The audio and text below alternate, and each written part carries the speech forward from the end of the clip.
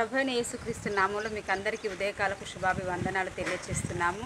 ప్రతి అరుణోదయం దేవాని ముఖ దర్శనం అనే మాట ఎంతో అద్భుతమైన మాట. అది దేవుడు మనకు అనుగ్రహించినటువంటి మాట. అరుణోదయాన్నే దేవుని యొక్క ముఖ దర్శనం చేసుకోవడం, వాక్యము దేవుడే ఉంటున్నాడు కాబట్టి ఆ వాక్యాన్ని ధ్యానించుకోవడం ఎంతో మంచిది. ముఖ్యంగా మరి యెషయా గ్రంథం 60వ అధ్యాయం 6వ వచనంలో దేవుడు ఏం మాట్లాడుతున్నాడో ఈరోజు మనం చూద్దాము. ఒంటెల సమూహము, మిద్యాను ఎఫాయిల లేత ఒంటెలును నీ దేశం మీద వ్యాపించును. వారందరూ షేబా నుండి వచ్చెదరు, బంగారమును ధూపద్రవ్యమును తీసుకుని వచ్చెదరు, యెహోవా స్తోత్రములను ప్రకటించెదరు. ఆమేన్, హల్లెలూయా. మన దేవుడికి మనము ధూపము వేయాల్సిన వారమై ఉంటున్నాము. ఆ ధూపం ఏంటంటే స్తోత్ర బలులు అర్పించడం. 1000 నామముల కంటే ఎక్కువ నామము కలిగినటువంటి దేవుడి నామమును మనం ప్రకటించడం. ఇక్కడ చూస్తే మరి ఒంటెలను గుర్చి అనగా యెషయా గ్రంథము 60వ అధ్యాయం అంతా వ్యాపారం గుర్చి, ఐశ్వర్యం గుర్చి రాయబడి ఉన్నది కదండి.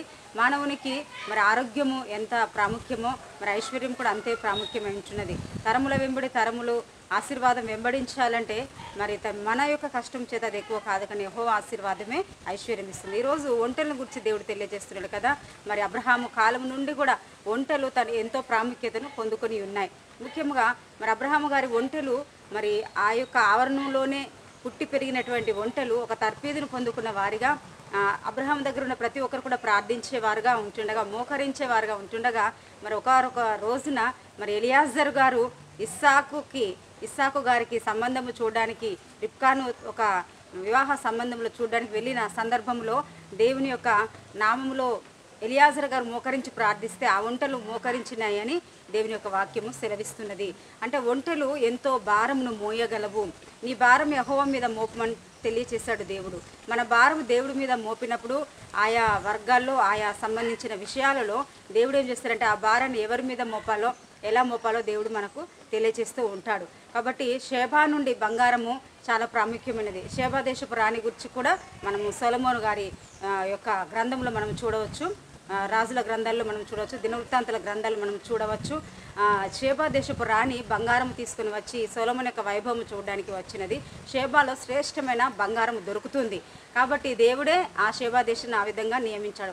ఈ రోజున ఇలాంటి ఆశీర్వాదాల దీవెనలు నీకు కలిగి ప్రాప్తించాలి.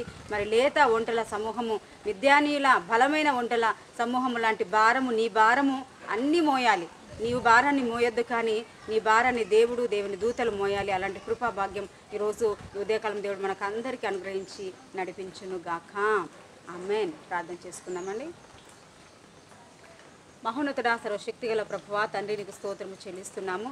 ఉదయకాల సమయంలో తండ్రి నీకు స్తోత్రం. బిడ్డలందరినీ కూడా జ్ఞాపకం చేసుకుని ఆశీర్వదించండి. ముఖ్యముగా అయా నీ వాక్యము యెషయా గ్రంథం 60వ అధ్యాయం 6వ వచనంలో, ఇదిగో ప్రభువా తండ్రి, ఒంటెల సమూహము, మిద్యానీయుల లేత ఒంటెల సమూహము ఇదిగో ప్రభు మాకు సహాయం చేస్తుందన్నట్టుగా నువ్వు మాట్లాడుతున్నావు. షేబా నుండి దేశం నుండి వచ్చిన బంగారము ధూపద్రవ్యం తీసుకొని యెహోవా సన్నిధిలోకి వారందరూ కూడుకొని వస్తారు అని, స్తోత్ర బలులు అర్పించుటయే హోమము అని ప్రభు నీ వాక్యం సెలవిస్తుంది. నిజంగా ఒంటెలు ఎంతో బలసూచకంగా కనబడుచున్నాయి. మా జీవిత యాత్రలో మేము బలహీనులమే, బిడ్డలు బలహీనులు అనుకుంటున్నారు, కానీ దేవా నువ్వు సమస్త సమూహమును మాకు సహాయంగా పంపించగలవు. ఒంటెల వలె మా భారం మోసే సహాయాన్ని కూడా మా మీద మీరు దాన్ని మోపకుండా అయా తను ఇదిగో ప్రభు మీరు భారాన్ని మోసే దేవుడుగా ఉంటున్నారు. అది ఒక గొప్ప అర్థము తండ్రి నీకు స్తోత్రం చెల్లిస్తున్నావు. ఉదయకాల సమయంలో మ్యారేజ్ డే జరుపుకుంటున్న బిడ్డల్ని ఆశీర్వదించండి దేవా. ఇదిగో బర్త్డేస్ జరుపుకునే బిడ్డల్ని ఆశీర్వదించండి దేవా. హాస్పిటల్స్లో ఉంటున్న బిడ్డల్ని ప్రభు స్వస్థపరచండి దేవా. ఐసీలో ఉంటున్న బిడ్డల్ని డిశ్చార్జ్ చేయించండి, అద్భుతంగా బ్రతికించండి దేవా. అదేవిధంగా తను ఇదిగో ఇబ్బందులు, కష్టాల్లో, శ్రమలకు ఈరోజు నేను ఒక ఈఎంఐ కట్టాలి, ఒక అప్పు కట్టాలి, నా వల్ల కావట్లేదు అనుకుంటున్నటువంటి వారిని మీరు దర్శించండి దేవా. తండ్రి నీకు స్తోత్రము చెల్లిస్తున్న వారికి ఏదో ఒక సహాయం మీరు పంపించండి. ఉదయకాల సమయంలో ప్రతి పరిస్థితుల్లో మీరు తోడుగా ఉన్న అనుభవం నీ బిడ్డలందరికీ అనుగ్రహించండి. వారు జాబ్ చేస్తున్న చోట, వారి ఇంటర్వ్యూకి వెళుచున్న చోట, వారు ఏ ప్రయత్నం చేసినా, డబ్బు లావాదేవీలు ఏది చేసినా కూడా నష్టపరచు ఆత్మను బంధించి లాభకరమైన శుభకరమైన యేసు నామములో వారికి విజయం కలగచేయండి. మహిమ తెచ్చుకోమని ప్రార్థన వినందుకు వందనాలు. సహాయం చేసిన ఉదయకాలం అంతయు ఈ దినమంతయు కృప పరిపాలించి గొప్ప దీవెనగా ఉంచి నడిపించమని యేసు నామములో ప్రార్థిస్తున్నాము తండ్రి. ఆమేన్.